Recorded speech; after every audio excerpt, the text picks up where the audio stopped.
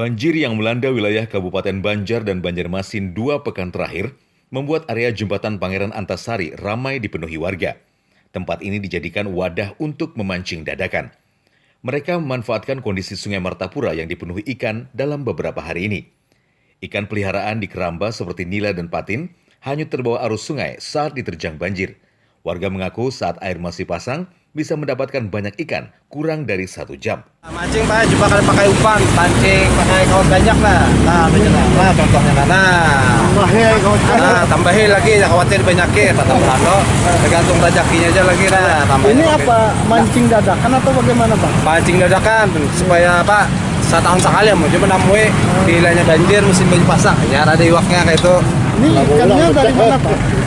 Ikan patin sungai bekas tambak loh lapasan. Ya biasa beramian mancing musiman baik kan ikan dari keramba, dari tambak kan namanya banjir kemarin meluap. Jadi ikan-ikannya pada keluar keramba semua gitu. Nah, sejak kapan ramai seperti ini Mas? Sebenarnya ini seminggu sudah, cuma yang viral-viralnya ini baru 2-3 hari yang rame-rame. Cara memancing kali ini berbeda dari biasanya. Alat pancing yang sudah terikat dengan 5-6 kail tanpa disertai umpan dilempar ke air, sembari terus digerakkan agar mengenai tubuh ikan yang terbawa arus. Dari Banjarmasin, Adi Hardian dan Vili, Kalsel 1net.